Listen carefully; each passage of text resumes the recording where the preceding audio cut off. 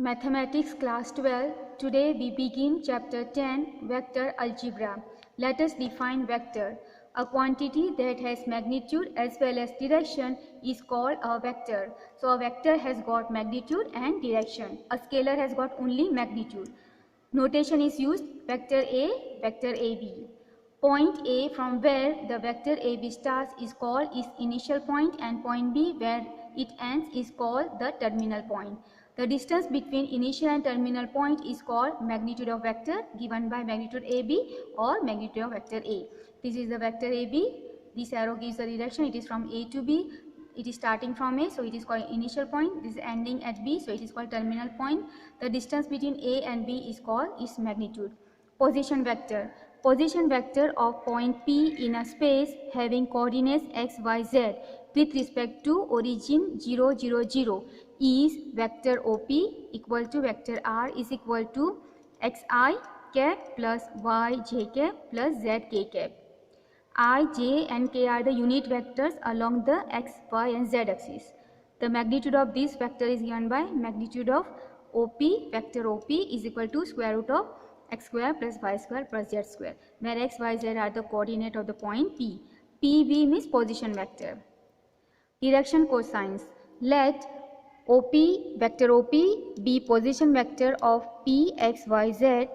The angles alpha, beta and gamma made by OP with positive direction of x, y and z axis respectively are called direction angles. So if you take any vector OP in a space, it has got coordinate x, y, z, then this OP will make angle with positive x, y, z and x, y and z axis. Okay, and these angles are called direction angles. That angles are suppose alpha, beta, gamma. So this alpha, beta, gamma which OP makes with the three axes we call it as a direction angles. The cosine values of these angles, that is cos alpha, cos beta and cos gamma, are called direction cosines of vector OP equal to vector R. So these alpha, beta, gamma are the angles made by OP vector with x, y, z, positive axis x, y and z axis. Okay, and the cos value of these we call it as the direction cosines. That is cos alpha, cos beta and cos gamma are called direction cosines of vector vector OP. They are denoted by L, M, N. So this can be, this cos alpha, cos beta, cos gamma also can be called as L, M, N. And cos alpha value is x by R, cos beta value is y by R, and cos gamma is equal to z by R. Suppose this cos alpha I am taking as L. So if I put L, so R you transfer, so x value will come as L into R. This I am calling as M. So M and transfer this R, so M into R will be Y. And this cos gamma is N, so N into R will give you Z. So therefore coordinates of point P, x value, y value and z value. So if I put this L, M, N, I get as LR, MR, NR. Here numbers LR, MR, NR are proportional to direction cosines called direction ratios of vector R, and it is denoted by A, B and C. Okay, so these numbers LR, MR and NR are proportional to direction cosines called direction ratios of vector R, and it is denoted by A, B and C. There is one result that says L square plus M square plus N square is equal to 1, but L square plus B square plus C square is not equal to 1. Now we will see types of vector. Number 1, zero vector. A vector whose initial and terminal points coincide is called zero vector or null vector, denoted by zero vector. It has got no definite direction, or it can be in any direction. So if the initial point and the terminal point is the same, for example, this is my initial point, okay, A, and this is only my terminal point B. That means this is called my zero vector. Okay, its initial point and terminal point is the same, then you call it as a zero vector. Number 2, unit vector.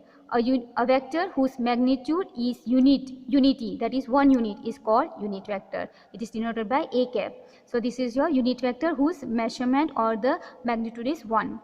Number 3, co-initial vectors. two or more vectors having same initial point are called co-initial vectors. So you have got more than one vectors starting from the one point. Okay, so suppose this is my point A, so one vector is starting from here, one is going here. So suppose this is my vector A, this is my vector B, then this A and B are called your co-initial vector because they have got the same initial point. Okay, therefore they are called co-initial point vectors. Number 4, collinear vectors. Two or more vectors are said to be collinear if they are parallel to the same line irrespective of their magnitude and direction. Collinear means they are parallel to the same line. That means suppose I draw here, suppose this is the vector A and there is another vector B.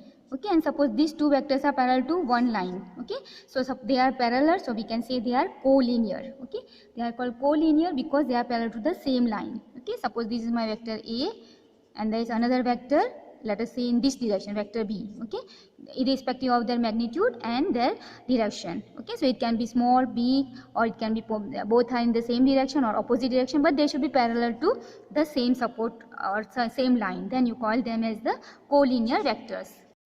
Number 5, equal vectors. Two vectors A and B are said to be equal if they have the same magnitude and direction regardless of position of their initial points. That means it is denoted by A is equal to B. So two vectors are equal if they have got same magnitude and direction. So direction also is same here. Okay, and their position can be starting anywhere, but initial point can be anywhere, but they should have same magnitude and same direction. Then you call them as the equal vectors. Okay, so they are equal vectors and it is denoted by A equal to B. Vector A is equal to vector B. Number 6, negative of a vector. A vector whose magnitude is the same as that of a given vector, say vector AB, but direction is opposite to that of it, is called negative of the given vector. So you have got magnitude is same, but direction is opposite. Then you call them negative of a vector. And suppose vector AB is equal to minus vector BA.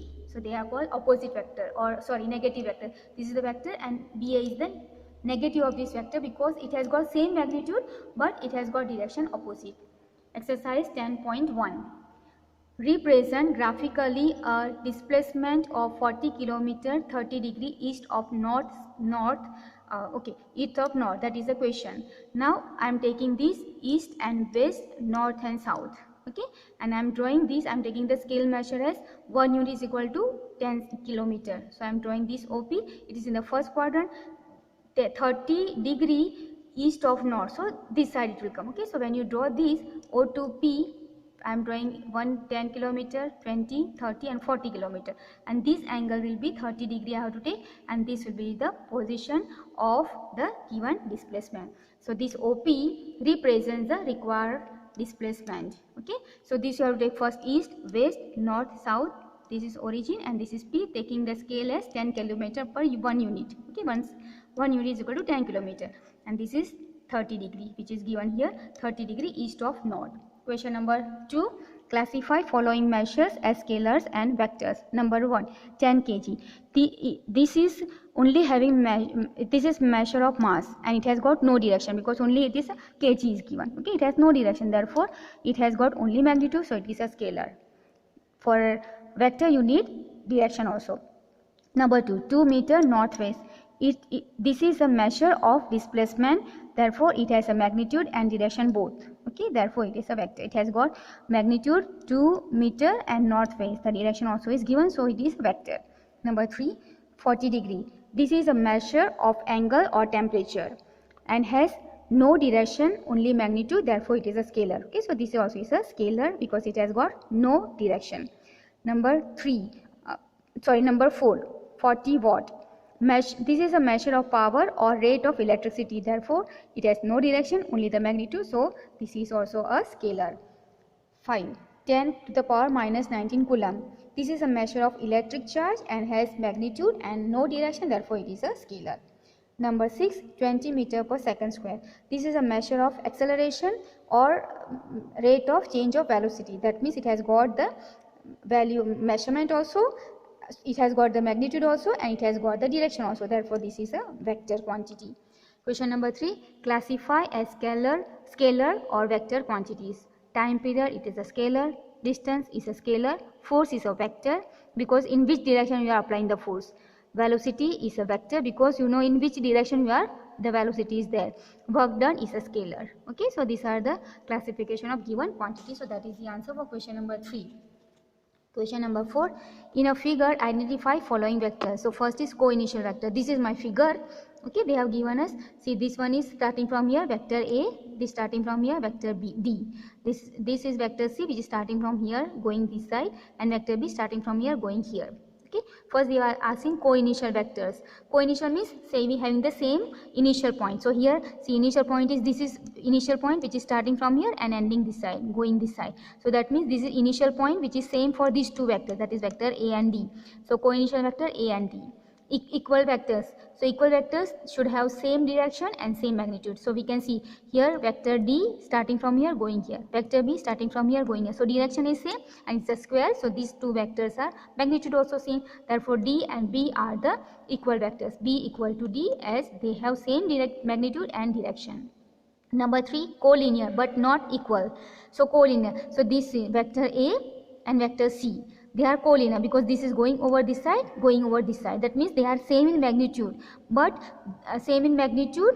they are in opposite direction. Okay, so they are not equal. Since opposite direction means they are not equal, but they are parallel to the same line. If I draw one line, then they will be parallel to both will be parallel to that line. That means they have got the same, they are parallel or they are parallel to the same support. Okay, therefore we call this A and C as the vector. We are collinear but not equal. Okay, because direction is opposite, so it is not equal. Collinear but not equal. A and C have same parallel support and have opposite direction, therefore they are not equal. Okay, so they are collinear but not equal. Question number 5. Answer following as true or false. Roman number 1. Vector A and vector minus A are collinear. That is true. Okay, because they are collinear, they are parallel to the same line, therefore they are collinear. Their magnitude is also same and their direction is opposite, so they are called collinear vectors. So it is true. Roman number 2. Two collinear vectors are always equal in magnitude. This is false. Why? Because we know that vector A and 2 times vector A are collinear, but magnitude is different, because here see magnitude, they are saying magnitude is equal, but here magnitude is different. This is A and this is 2 times A. That means the magnitude of this is 2A equal to 2 times A. So magnitude is different, but they are collinear. Okay, here they are saying they should have same magnitude, so it is not true. Okay, so it is false. Roman number 3. Two vectors having same magnitude are collinear. This also is false. Why? Because you can say magnitude of I cap and magnitude of j cap equal to 1. Their magnitude is same, but I and j are vectors along x and y axis. So y axis, so they are different, but they are not having the same. They are having the same magnitude, but their direction is different. Okay, so we cannot say that if two vectors have got the same magnitude, then they are collinear. Magnitude is same, but they are not collinear. Why? Because their direction is different. Number 4. Two collinear vectors having same magnitude are equal. This also is false. Why? Because vector A and minus vector A are collinear and magnitude of A equal to magnitude of minus A, but A is not equal to minus A as the directions are opposite. So that is the exercise 10.1. Addition of vectors. Triangle law of vector addition. Two vectors A and B, we want to add them, then they are positioned so that the initial point of one coincides with terminal point of the other. Then A plus B is the third side of the triangle. So we have got two vectors A and B, and suppose we want to add these two vectors. Okay, then how we are going to do? We have to position these two vectors that the initial point of one coincides the terminal point of the other. So here I have drawn here. See, this is vector A, this is vector B. Okay, so this vector A I am writing over here, this one with the blue line A, and the terminal point of B is initial point of B is positioned at the terminal point of vector A. So this I am bringing here. See, I have put here. This is the terminal point of A and initial point of B is here. Put here, and the third side, this one, when you join this from here to here, the initial point of the first vector and terminal point of the second vector, when you join this will give you the addition of resultant of this vector A and B, that is called A and B. If I want to take the negative a minus b, then I have to this direction is over here, turn over, okay, turn over this side, so it will be in this direction. And if this direction, then join this initial point of vector a and terminal point of vector minus b, or opposite of vector b, then you will get, and join these two, then you will get the a minus b. Okay, so this is called your triangle law of vector, because when you are joining this, you are getting a triangle. Okay, therefore, so two vectors a and b, we want to add up them, then what we have to do is we have to position so that the initial point of one coincides with terminal point of the other, then a plus b is the third side of the triangle. Parallelogram, law of vector addition. This was triangle, now we have got parallelogram. If two vectors a and b represented by the two adjacent sides of a parallelogram in magnitude and direction, then the sum a plus b is represented in magnitude and direction by the diagonal of parallelogram through their common point. This is known as parallelogram law of vector addition. Okay, so here we have got this vector a, this vector b, we are going to this opposite vector a and b we place in such a way that our initial points are together. Okay, and the diagonal which is starting from the initial point of vector a and b, okay, this we call it as a resultant of a and b, or sum of a and b. We have to join this vector a, vector b, and complete this parallelogram. Then the diagonal from here, the initial point of a and b, is called your resultant of a and b, or addition of a and b. This is called parallelogram law of vector addition. Properties of vector addition. For any two vectors a and b, a plus b is equal to b plus a, that is commutativity of the addition. For vector a, b and c, a plus b plus c is equal to a plus b plus c. That means this is associativity property. Okay, we know that. This is given very nicely in your textbook, so I am not explaining. You can just go through by yourself. Multiplication of a vector by a scalar. Let vector a be given vector and lambda a scalar. Then product of a by scalar lambda, denoted by lambda into vector a, is called multiplication of vector a by scalar lambda. So if I have got a scalar and I have got a vector, then you just multiply, then we call it as multiplication of a vector by a scalar. Lambda a is a vector collinear to a, so lambda a will be another vector, new vector, which is parallel to vector a, the original vector. Unit vector in direction of vector a. So this is, maybe you can say, this is a formula for a unit vector. A cap, this is given as unit vector, a cap is equal to vector a divided by magnitude of vector a. Okay, so this is like your formula for unit vector. Component of a vector. The position vector of a point p, x, y, z with respect to origin is OP is equal to vector r is equal to xi plus yz plus zk, where r, j, k are the unit vectors along x, y, z axis. This form of any vector is called its component form. So if you are given a point p, x, y, z and origin is 0, 0, 0, then this p can be written as xi plus yj plus zk, where I, j and k are the unit vectors. Then this one we call it as a component form. Okay, this we call as this vector is written as in a component form. X, y, z are scalar component of vector r, and xi, yj and zk are vector component of vector r. Okay, so these are vector component, this x, y, z are scalar component, and with I cap, j cap and k cap we call it as a vector component of r. Okay, so this way when you write, we call it as a component form. Length of vector r equal to xi cap plus yj cap plus zk cap is given as magnitude of r cap is equal to square root of x square plus y square plus z square. It's the same as we have written before for the position vector. If vector a, this is the component form, a1 I cap plus a2 j cap plus a3 k cap, and vector b equal to b1 I cap plus b2 j cap plus b3 k cap. This is just writing in a vector form or in the component form. Then we'll do addition, a plus b, vector a plus vector b is given as a1 plus b1, just adding the I component, the j component and the k component. So a1 plus b1 I cap plus a2 plus b2 j cap plus a3 plus b3 k cap. The same way negative, if you find a minus b, that means you just minus the, take the difference between the I component, j component and k component, that is a1 minus b1 I cap plus a2 minus b2 j cap plus a3 minus b3 k cap.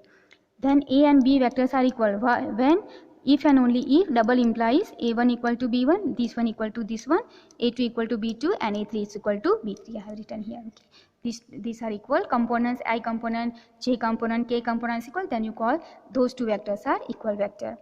Lambda vector A is equal to, when you are multiplying with a scalar, then you have to multiply this scalar with each of the component. Okay. So lambda a1 I cap plus lambda a2 j cap plus lambda a3 k cap.